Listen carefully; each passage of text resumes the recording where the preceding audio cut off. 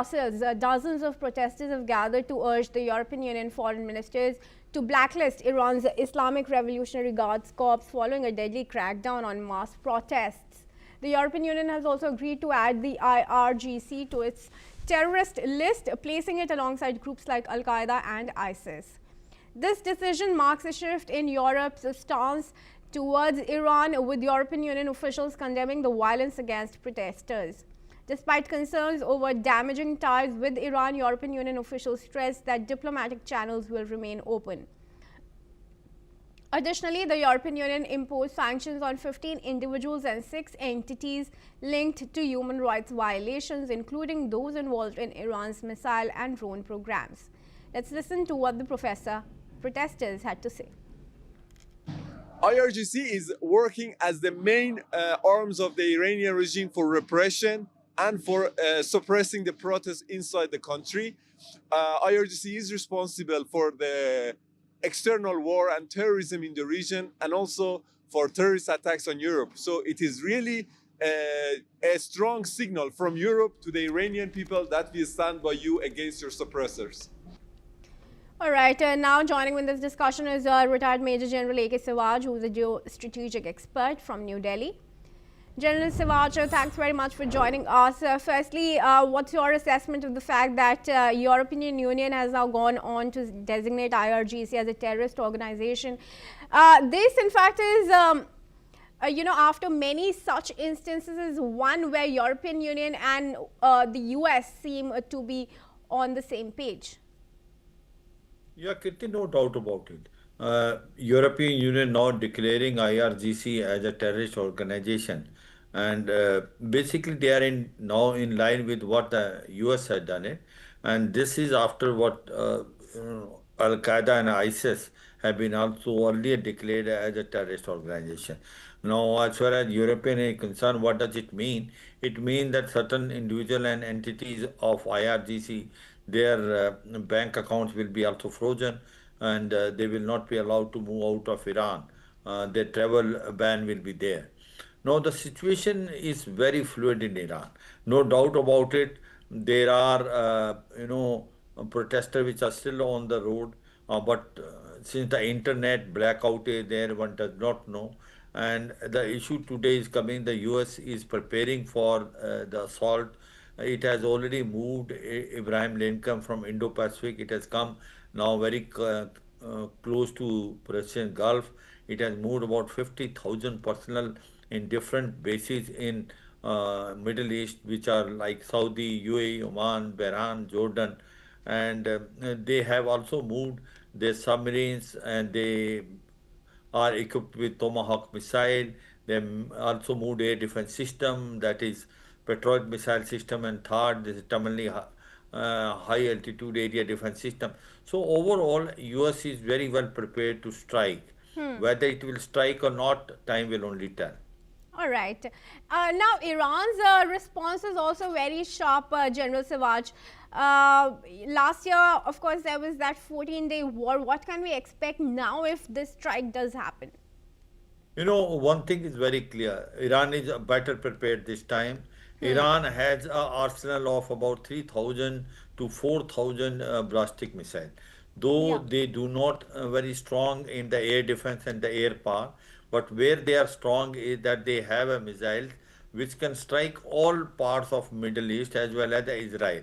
And they know it that all these countries, Bahrain, Oman, Jordan, UAE, Saudi Arabia, they will be hit badly in the crossfire. And so will be the Israel, because Israel Iron Dome system was also found wanting last time. Now, another very important thing is Iran is very well prepared. Iran is not Venezuela, which USA is trying to do. They will strike back, and they strike back with a might. There's no surprise angle now. Iran is knowing it, they can be attacked anytime, so they are prepared. Second thing is what Donald Trump is thinking, there can be a regime change. There can't be a regime change unless there are boots on ground. And US is not ready to put boots on ground. The another two issues which stand very, very important is, the CIA and Mossad agents have infiltrated in Iran almost about 3 to 4 months. But they have not able to divide or create a division in IRGC. Remember, the IRGC is the backbone of Iran, and IRGC is still very loyal to Ayatollah Al Khamenei.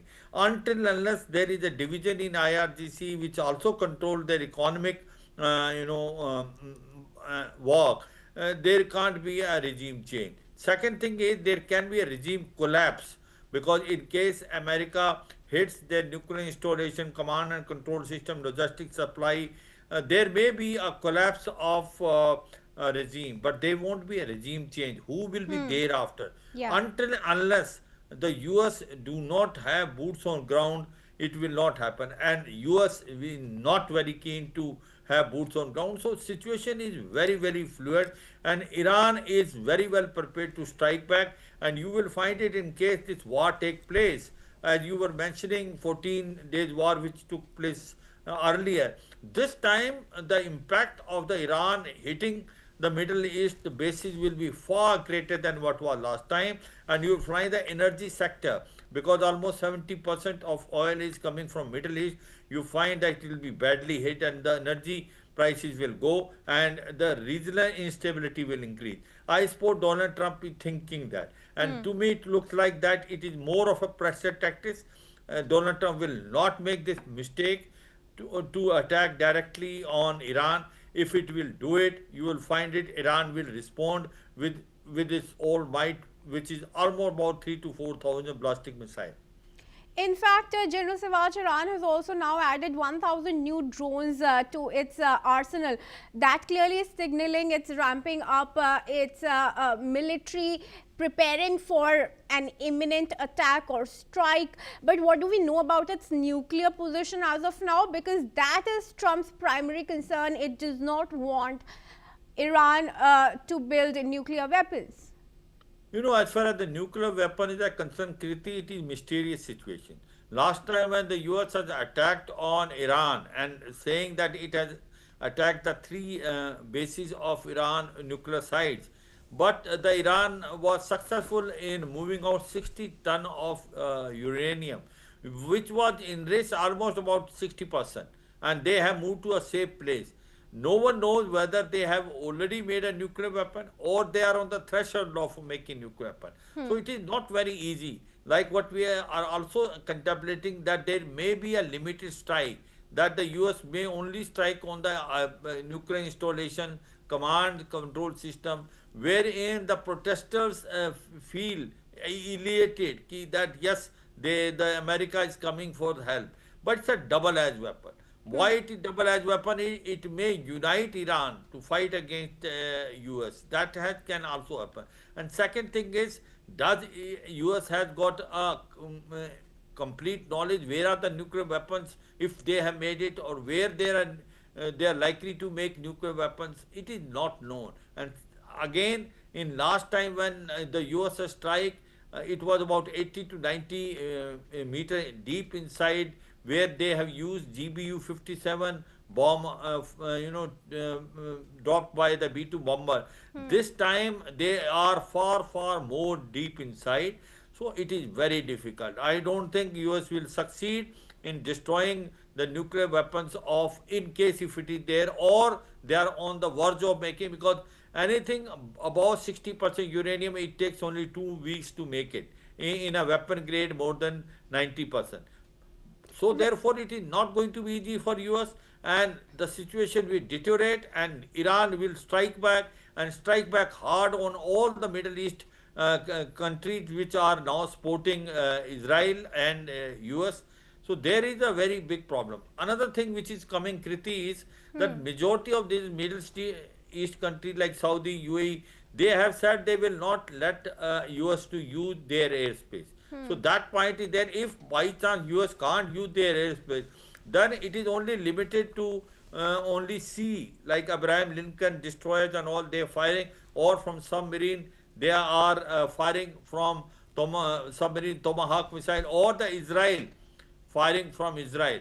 So therefore that will be also limited. So I feel it is going to be no one knows what will be the outcome, and no one knows what is going to happen, because Donald Trump is most unpredictable. But I certainly feel that whatever Donald Trump is doing, it is doing a pressure tactics so that the Iran agree for a nuclear deal. Yeah. That Iran agrees to sign a nuclear deal on the terms which are by and large given by US. I think that is the aim. US will not make a mistake of directly attacking Iran because Iran is not Venezuela. Right. When Iran will strike back and strike back with its all force. General Sivaj, of course, subject for a longer discussion, but we'd leave it at that for now. But I request you to stay on with me as we proceed now to cover news on Cuba as well. Cuban Foreign Minister Bruno Rodriguez has condemned US President Donald Trump's executive